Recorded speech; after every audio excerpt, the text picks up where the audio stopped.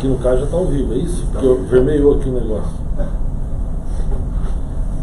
Então, desculpa o atraso aí, viu, gente? É que nós estamos fazendo um teste aqui. Nós vamos fazer 2 transmissões ao vivo, uma no Facebook e uma no YouTube. Então, quando a gente começa, vocês veem que a gente já está tudo preparadinho aqui, porque a gente tem só um foco ao Facebook. Mas hoje nós estamos preparando aqui para entrar ao vivo, tanto no Facebook quanto no YouTube. Se você então tiver com dificuldade no Facebook, quiser ir no YouTube, você vai acompanhar também. Se bem que no YouTube tem um delay, não tem? Tem um Vanderlei no YouTube, então melhor você acompanhar aqui no Facebook depois e deixar o YouTube para, se você quiser mostrar para alguém ou quiser assistir de novo, sei lá, não sei se consegue assistir 2 vezes uma fala minha, mas se conseguir, né? A hora que estiver pronto, vocês me avisam então.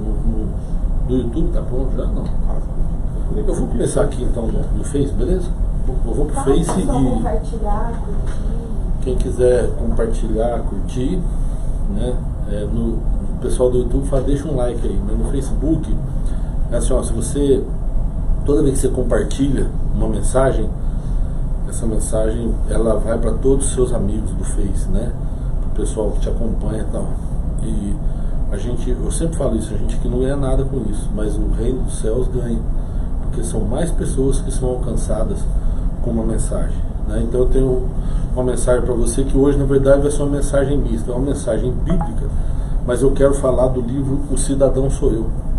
O livro Cidadão Sou Eu, que é o meu 7º livro, tá? Depois você vai, se você se interessar, é lógico, você vai deixar o seu endereço e a gente vai mandar para você esse livro, como sempre, gratuitamente, tá bom? Então eu vou falar um pouco sobre esse livro, mas antes eu quero, lógico, entrar na mensagem bíblica. E o que eu vou falar com vocês está no Evangelho de Mateus, no capítulo 5, no versículo 43, que diz assim, olha: ouviste o que foi dito, amarás o teu próximo e aborrecerás os teus inimigos.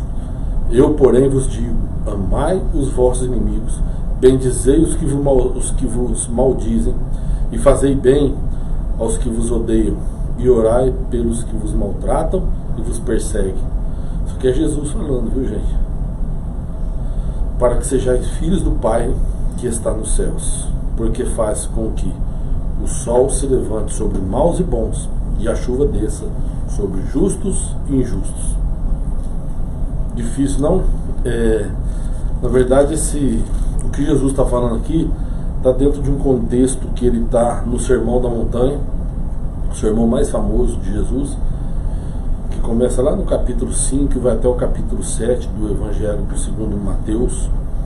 E Jesus ele está dando uma orientação sobre o comportamento do cristão, o comportamento de cada um de nós. Se você conseguir cumprir de 5 a 7, você não precisa fazer mais nada, viu, querido? Porque é difícil fazer o que Jesus está falando aqui. Mas ele está, na verdade, nos orientando de como a gente deve agir com relação àquelas pessoas que não gostam da gente, aquelas pessoas que nos perseguem. Porque ele fala que é o seguinte: você orar, você amar, você ficar, tá junto com a pessoa que te ama, é muito fácil. Agora, como é que você vai tratar aqueles que você, no teu entendimento, não merecem a sua atenção, né? Então Jesus fala isso, que você amar aquele que te ama, você não faz vantagem nenhuma. Agora, você amar aquele que não te ama, isso é o mais difícil. E Jesus então está dando essa dica aqui. Mas por que eu quis ler esse texto com vocês? Porque Deus tem me incomodado faz tempo a escrever esse livro. Às vezes a gente se depara com situações no dia a dia que nos irritam às vezes, né?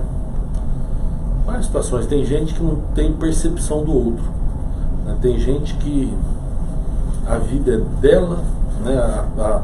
O que ela faz é importante, e a vida dos outros, ou o que os outros fazem, não tem importância nenhuma. Nós vamos entrar nesse assunto aqui. Mas Jesus, ele foi tão inteligente quando ele fala que a gente deve amar o nosso próximo como a nós mesmos. Ele vai além, fala: ama o teu próximo como eu vos amei. Porque quando você ama o teu irmão, você vai desejar o bem dele, você não vai querer prejudicá-lo em nada.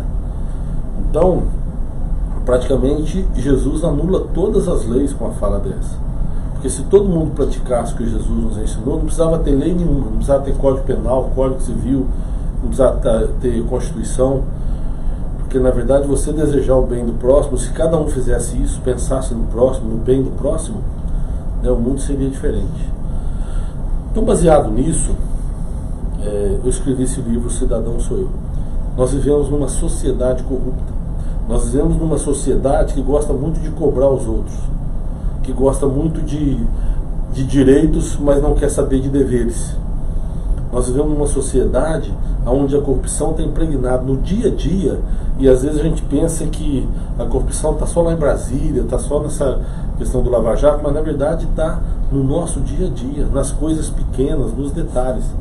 Então, eu peguei no dicionário, no Aurélio, duas coisas. Primeiro, para a gente saber sobre cidadão. O significado da palavra cidadão, segundo Aurélio, é indivíduo que, por ser membro de um Estado, tem seus direitos civis, políticos garantidos, tendo que respeitar os deveres que lhe são conferidos. Então, cidadão, você tem o direito de usufruir, você pode usufruir de direitos adquiridos, mas você tem também que respeitar os deveres que lhe são impostos. O significado da palavra corrupto é aquele que se corrompe, corrompido, venal, é o que age desonestamente, buscando benefícios para si ou para terceiros. Age desonestamente buscando benefícios, que não fala questão financeira, né? É lógico que a questão financeira está incluso aqui, mas o que ele fala é de benefícios. É quando você tira proveito de algo para você ou para terceiros, né? E aí é sobre isso que eu queria falar. Porque quantas vezes a gente critica a corrupção, quantas vezes a gente olha na televisão, vê um caso, um escândalo de corrupção, e na verdade no dia a dia a gente também pratica, só que numa outra proporção, né? Eu vou dar um exemplo aqui sobre vaga de deficiente ou vaga de idoso, vai. Às vezes a pessoa vê que uma vaga reservada para idoso e vai lá e para o carro naquela vaga que é reservada para idoso. Você está roubando a vaga de alguém, você está surrupiando o direito de alguém. Que poderia, chega um idoso para parar na vaga, às vezes tem um carro parado lá, né? E assim a gente poderia usar tantos outros exemplos, né? Questão de troco, tem gente que pega um troquinho a mais e acha que foi Deus, acha que é sorte.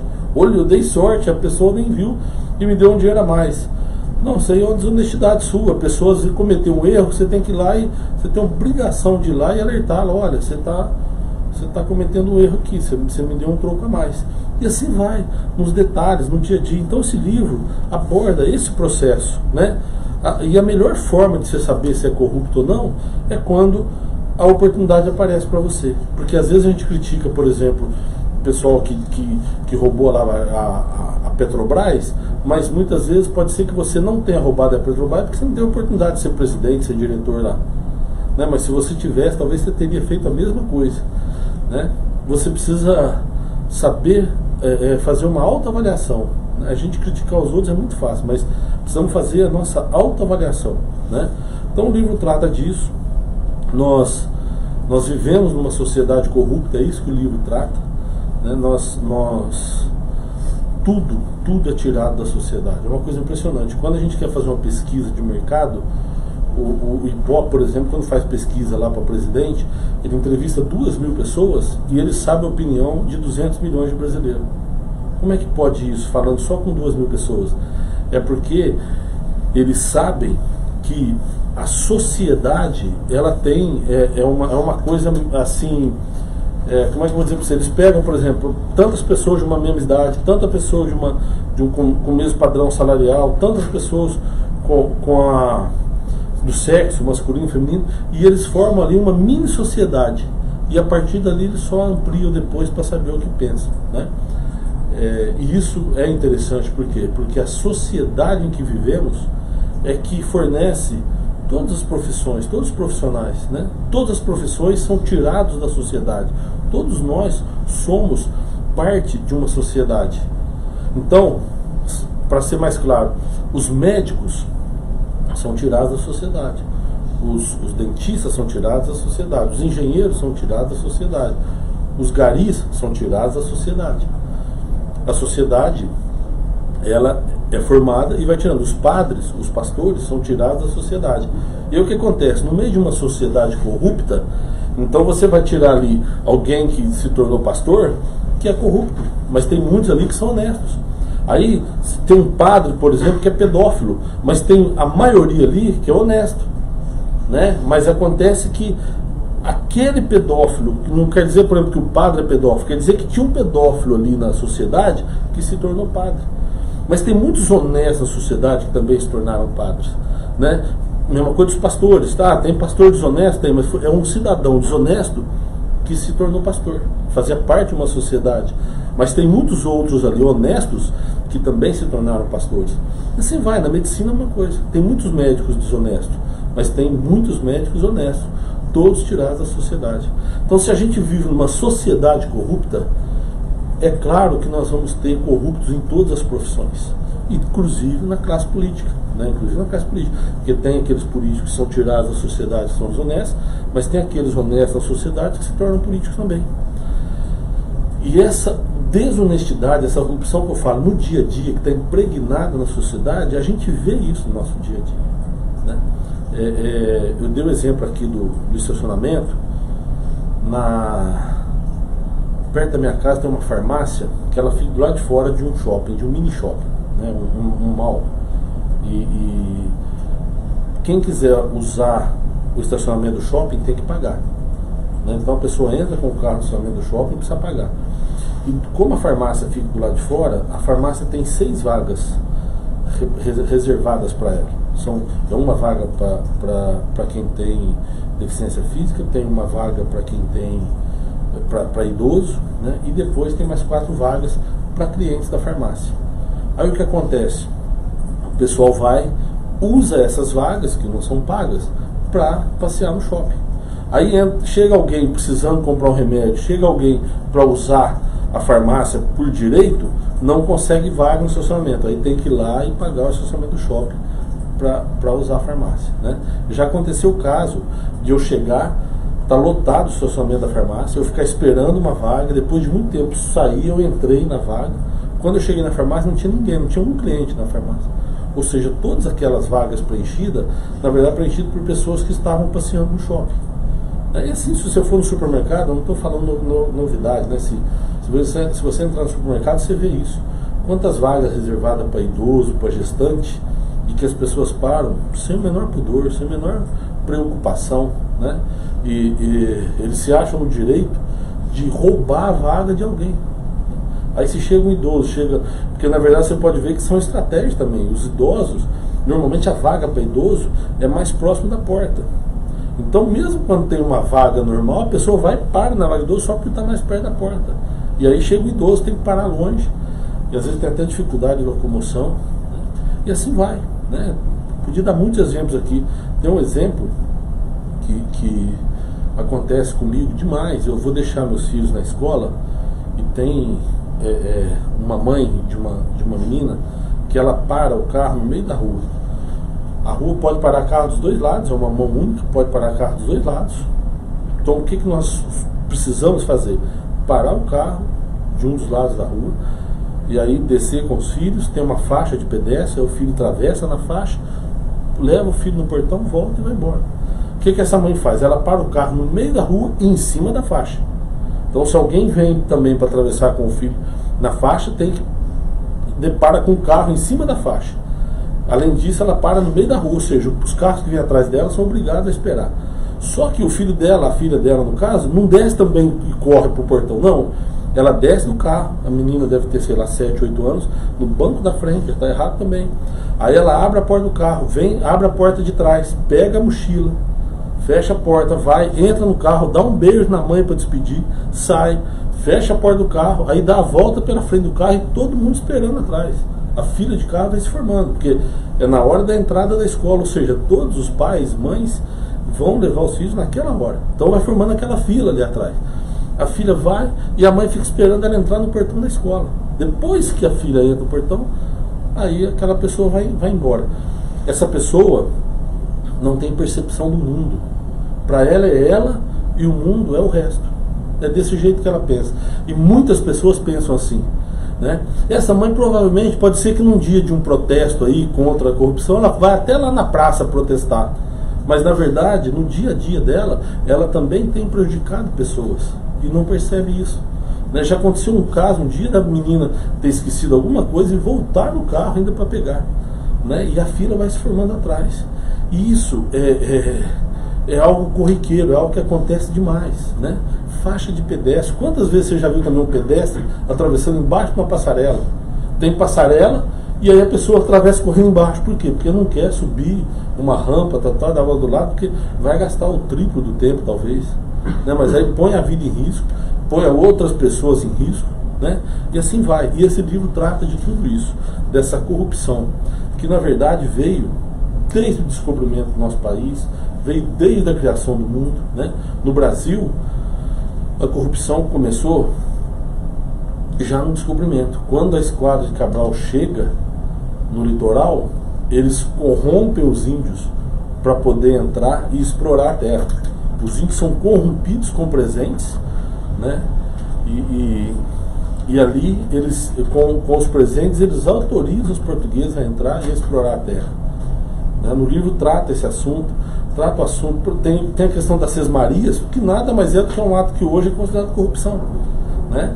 Os portugueses viram que o Brasil era muito grande, tinha muita coisa para ser explorado. Os amigos da coroa portuguesa, que tinham muito dinheiro, vieram para o Brasil e eles dividiram as terras e deram de presente para esses amigos da coroa portuguesa. Então dividiram o Brasil em faixas, né, faixas grandes de terra, e foi dividido para esses amigos da coroa portuguesa.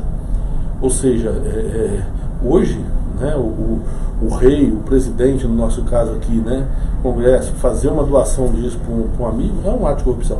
Então a gente vem de uma cultura de corrupção no nosso país. Né? Um amigo um dia mandou um vídeo sobre um documentário da Dinamarca. Dinamarca é um país que fica na Europa e é considerada o país onde tem a menor desigualdade social no mundo. É o país onde o mais rico está mais próximo do mais pobre, né? Em termos financeiros também, tudo. Então a desigualdade social lá é muito pequena. E esse amigo me mandou um vídeo mostrando que lá a classe política é um exemplo. Por quê? Porque os deputados andam de transporte público, porque o filho do ministro trabalha ou estuda na mesma escola do filho do taxista. Né? Então, tem uma cultura ali, eles mostraram lá um exemplo que um senador ganha 22 mil dólares e um pedreiro ganha 18 mil dólares. É pouca diferença. Né? Enquanto aqui no Brasil, cada parlamentar contrata um monte de gente, lá 4 parlamentares se juntam e contratam um único funcionário para atender os 4. Né? E a reportagem vai falando isso. Eu falei, puxa vida, lá a coisa é diferente, a política é diferente. Mas aí você vai ver um documentário, você percebe que não é a política que é diferente, a sociedade é diferente. Por quê? Porque lá também o supermercado, por exemplo, não tem funcionário. O cliente entra no supermercado, compra o que ele quer comprar, passa, paga e vai embora. Né? Então, na verdade, não é que é um privilégio que lá tem uma classe política, um sistema político diferente. Não. Lá a sociedade é diferente. Lá as pessoas têm consciência. E aí o que acontece? O político é tirado dessa sociedade que é consciência, que é consciente. Então, aquele cara que se tornou ministro, aquele cara que se tornou deputado, na verdade, ele foi tirado de uma sociedade que no seu dia a dia é assim, né? Onde as crianças podem andar sozinhas, que não tem problema de assalto, não tem problema de sequestro, né? Mas tudo isso faz parte da sociedade. Então o que acontece hoje no Brasil é que nós fazemos parte de uma sociedade corrupta atrás de políticos honestos. Mas na verdade a sociedade ela é corrupta no seu dia a dia. Desculpa, eu estou sendo duro talvez, mas o livro trata disso. O livro é duro com relação a isso realmente. E a gente às vezes torce, porque a Lava Jato, porque a Operação Anaconda, a Operação Jaleco Branco, os anões, a gente fica pondo esperança nessas ações, que na verdade é como se estivesse enxugando gelo. É como se a gente tivesse dado uma dose de remédio para um paciente terminal. Né? Eu lembro de uma história de uma prima que ela faleceu com 30 anos de idade. Ela estava com uma dor de cabeça forte, foi ao médico, o médico receitou um remédio, ela tomou o remédio e funcionou, o remédio cessou a dor. Porém, uma semana depois voltou a dor. Ela voltou no médico, e aí o médico trocou o remédio, deu um outro remédio para ela. Ela tomou o remédio, passou a dor, mas uma semana depois voltou a dor. E foi assim. Ela foi fazendo esse tratamento, tomando remédio e passando a dor volta, toma remédio, a dor passa, para. Um ano depois, ela teve um problema, ela percebeu que os movimentos dela não estavam sendo mais coordenados pelo cérebro, ou seja, o cérebro queria fazer algo, mas o corpo já não estava obedecendo. Ela achou estranho aquilo, e aí procurou um especialista, né? E aí esse especialista encaminhou para um neurologista. Esse neurologista fez o exame e descobriu que ela tinha um tumor maligno no cérebro, e que aquela dor de cabeça que ela vinha tratando há mais de um ano era um problema desse tumor maligno, que se ela tivesse tratado lá no início e tivesse descoberto, talvez não tivesse chegado no estágio que chegou, porque quando abriram para fazer a cirurgia, já não dava mais, né? O tumor já tinha tomado conta de todo o cérebro e já não tinha mais o que fazer, né? E ela faleceu 6 meses depois que ela descobriu, ela faleceu. Por que eu estou contando essa história? Porque foram tratando com doses homeopáticas, com doses sei lá, com remédio, com algo que na verdade foi se alastrando, porque o problema dela era um câncer, não era simplesmente uma dor que passava com remédio. E o Brasil hoje tem impregnado na sociedade um câncer chamado corrupção. E aí então vão dando doses de remédio. Agora a operação prendeu tantas pessoas. Oba, agora a corrupção parou. Não parou. Por quê? Porque tem um câncer na sociedade chamado corrupção, e esse câncer vai se alastrando. Então cada dose de remédio, cada coisa que vai fazendo, vai na verdade disfarçando algo. Se não tratar a causa, não vai acontecer nada. Nós precisamos aprender a tratar a causa disso. Então pode fazer protesto, pode... Que na verdade tudo isso vai simplesmente disfarçar. Muita gente que vai para a rua protestar contra a corrupção pratica corrupção no dia a dia. Então é isso que eu queria falar com vocês sobre esse tipo de situação. Tem um ditado que fala que a ocasião faz o ladrão. Eu não concordo. O ditado certo poderia ser: a ocasião revela o ladrão. Porque muitas vezes as oportunidades aparecem, a pessoa que é honesta pode ter a oportunidade que for, que ela não vai se meter em corrupção, né? O desonesto, quando surge a oportunidade, ele vai mexer. Então, na verdade, a ocasião ela só revela quem é ladrão, né? Tudo isso que eu estou falando para vocês está nesse livro, né? Cada capítulo trata de um assunto, né? O capítulo 3 conta dessa questão da Dinamarca, e é lógico, aí tem outras coisas, né, que vão ser que eu separei para falar com vocês, né? E fala também aqui de supermercados, de shoppings, no capítulo 4.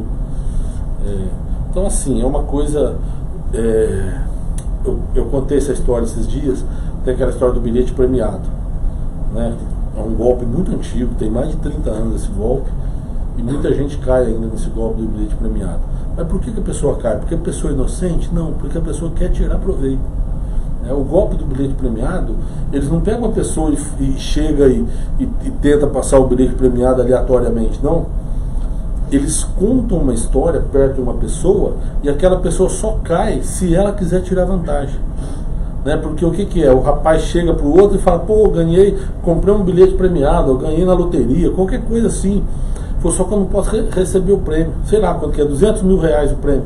Eu não posso receber.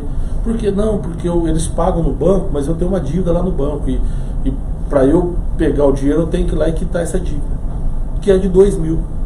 Aí o cara: puxa, se eu tivesse, cara, se você me arrumar, eu te dou 10 mil desse prêmio. Aí o cara falou: mas eu não tenho. A pessoa que está ouvindo fala: peraí, eu tenho. Quer dizer que se eu der 2 mil para ele, eu recebo 10. É isso que acontece. Aí ele vai e fala: olha, eu posso te ajudar. Aí quando ele deposita os 2 na conta do cara, o cara some e ele nunca mais deu dinheiro, né? Mas na verdade, ele só fez isso porque ele estava interessado em ganhar os 10 mil, né? Eu contei aqui grosseiramente, mas é isso que acontece no golpe do bilhete premiado. A verdade é que nós não conseguimos respeitar o espaço dos outros, né? Quem mora em condomínio sabe disso também. Quantas brigas tem de negócio de garagem, de para-carro, de barulho, né? Não sei se você tem vizinho barulhento, mas ninguém merece, né? Você já pisou em chiclete? Eu já pisei 2 vezes. Você está andando, de repente você pisa um chiclete, depois teu pé fica o dia inteiro grudando no chão, né? Pô, a pessoa mascou um chiclete, por que não joga no lixo, né? O pessoal que joga lixo para fora do carro, enfim, tudo isso aí é tratado no livro O Cidadão Sou Eu, né? O versículo 7, né, o versículo 7, o capítulo 7 aqui do livro, a verdade é que os desordeiros ganham força a cada dia. A polícia, de uma maneira geral, está marginalizada, impedindo de agir contra os vândalos infratores. Parece existir uma criminalização da polícia, onde homens que são contratados e treinados para garantir a ordem pública e a segurança do cidadão de bem foram colocados contra a parede, ficando refém de um sistema midiático que torce mais para o ladrão do que para a polícia. É uma coisa impressionante. Ah, a pessoa foi assaltada, parece que a culpada é a polícia, não o cara que assaltou, né? Existe uma inversão de valores, né? Eu sou de um tempo em que, quando eu vi um homem de farda, eu respeitava. Um homem de farda era uma autoridade sobre as nossas vidas. Eu sou de um tempo que entrava numa sala de aula e o professor na frente é uma autoridade sobre a minha vida. Eu olhava para ele com respeito. Hoje as crianças não respeitam o professor na sala de aula. Tem muito jovem que não respeita uma farda de um policial. Por que isso? Porque a mídia parece que está torcendo contra, né? A mídia parece que, quando tem um problema aí, um roubo, um escândalo, eles vão para cima da polícia, né? Os bandidos são protegidos o tempo todo. Virou uma coisa impressionante. Vândalos são chamados de manifestantes. Tem uma manifestação, eles vão, quebram tudo, quebra agência bancária, quebra loja, saqueiam loja. Não estão protestando, eles estão certos, estão protestando contra a corrupção. Não, são vândalos, são pessoas que estão roubando o que não é dele, estão agindo, depredando coisas públicas, prédios públicos, prédios que não são dele. Então é uma coisa que está impregnada na nossa sociedade, tá?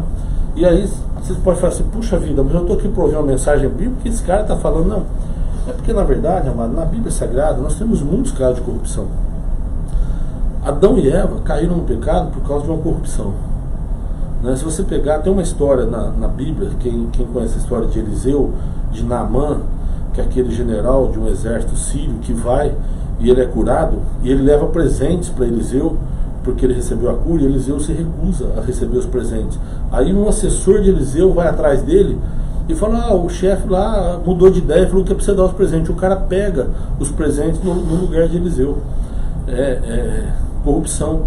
A famosa história de Sansão e Dalila traiu Sansão por corrupção, né? O pessoal, os inimigos que querem descobrir a fraqueza de Sansão, onde que pode estar, porque ele tem muita força, e querem descobrir o segredo da força dele, eles vão, corrompem Dalila, eles pagam para ela, para que ela vá e consiga descobrir o segredo de Sansão e passar para eles. E aí os filisteus, que são os inimigos de Sansão, vai, corta o cabelo de Sansão, né? Mas foi um ato de corrupção da esposa dele, né? E assim tem tantos outros, né? Tem o maior e mais conhecido de todos, que foi Judas, e num ato de corrupção traiu Jesus. Judas andava com Jesus, ele viu Jesus operar milagres, ele ouviu Jesus falando o que nós lemos aqui, e por 30 moedas de prata ele foi e entregou Jesus àqueles que queriam matá-lo, né? Que eram os sacerdotes da época, que entregaram Jesus então para a morte de cruz. Atos de corrupção que tem na Bíblia.